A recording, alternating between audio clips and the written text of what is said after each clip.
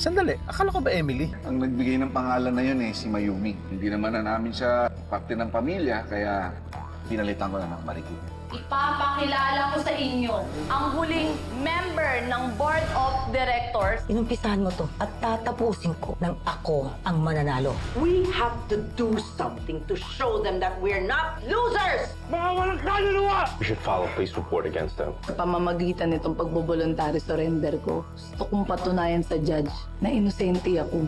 Here is a blank check. Kailangan manatiling nakakulong ang babaeng niyo. Beshi! Beshi! Beshi, ano ba? Ano? Kamusta yung resulta? Negative ba? Oh my God. Tita. Mukhang nasa side pa rin natin ng swerte. Mukhang tinos yung judge ang kaso against the kid. Everybody has Pera-pera lang yan. O, ano pang hinihintay nyo? Ibalik nyo na sa kulungan yung kriminal na yan.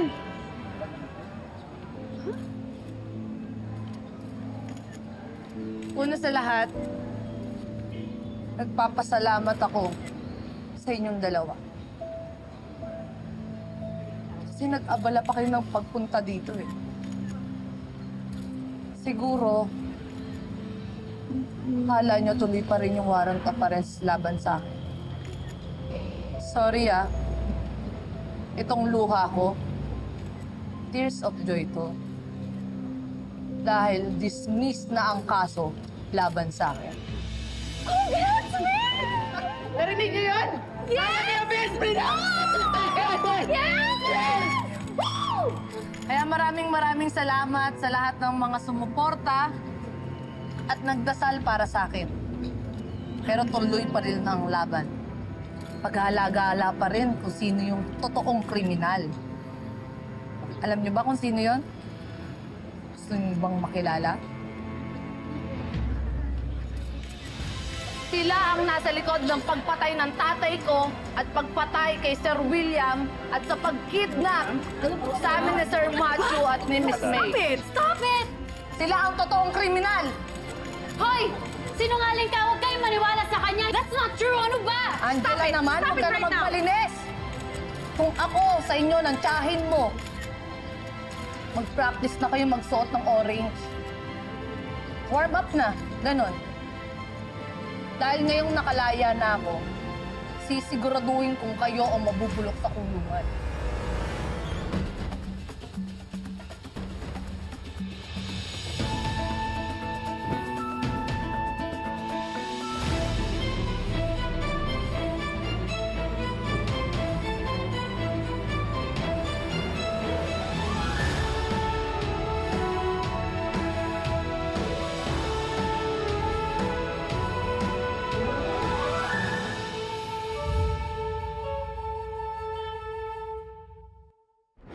Sige, pag-viralin nyo yan, picturean nyo, videohan nyo.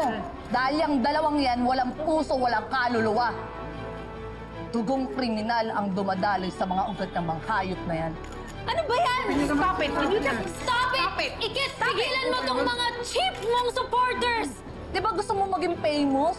Gusto mo viral, di ba? Ayan na yun! Picturean nyo! Magsawa kayo! Ano ba? Stop it! Stop it! Stop it! Stop Dito it! mo yung sinasabi niya! Stop it! Ano ba? Shut up!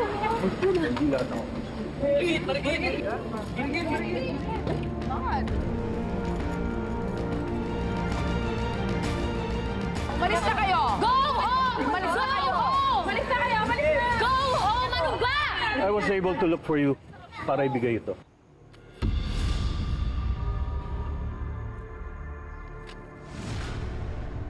Bilang respeto sa mutual friend natin na si General Ramirez, palalagpasin ko ito sa ngayon.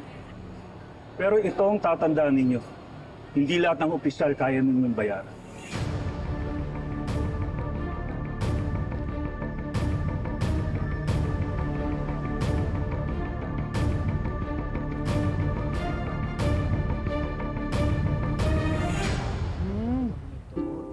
Ang cute! Uy, ang ganda din ako.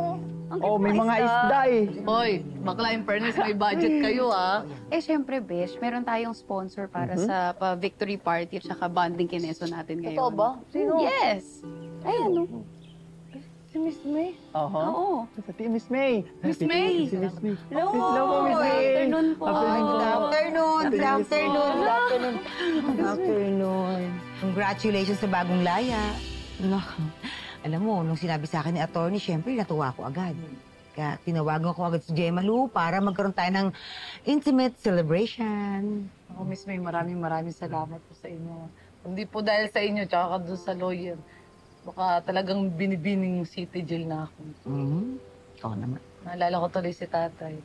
Kahit wala po siya dito eh, parang may savior pa rin po ako. Nandiyan kayo para lagi ako iligtas. Sumalangit daw ang kaluluwa ng iyong tatay. Sigurado ako, natutuwa siya sa mga nangyayari sa iyo ngayon. Ha? Siya nga pala, umorder na ako ng mga pagkain. Tapos yung mga ibang bisita paparating na rin, ha? Bisita? Si Drew po ba? Tsaka si Sir Matthew? Naku, hindi nga eh. Kasi meron silang prior commitment. Pero huwag ka mag-alala. Magse-celebrate tayo na kasama sila sa ibang araw, ha? Ay, Beshi, si nanay at si tatay pupunta din dito. Sabi kasi ni Miss May, pwede silang i-invite. Si Nino? Oo. Oh, Miss May, maraming salamat. Napakabait nun. Excited na nga ho ako makilala niyo yun eh. Best friend po siya ni tatay. Nung namatay po si tatay, siya na po talaga yung tumayong pangalawang magulang para sa akin. Excited na ako makilala sila. Ha? O siya, halika na. Una kayo. Parating, una kayo, una. Uy, Ang dami kong in-order, ha? Kayo nang bahala sa drinks na gusto ninyo. Pero yung pagkain, okay na lahat. From salad to main course. Sabi naman yung social naman. Oh my God, tita! Naging viral meme yung pamamahiya sa atin ni Ikit kanina. Will you calm down? Alam mo, bukas makalawa, magkakaroon din ng bagong viral meme at matatabunan na rin yung atin. Ang hindi ko matik is yung naabswelto at pinakawalan ng isang malikit. Ang dapat doon, nabubulok sa kulungan. She doesn't deserve that.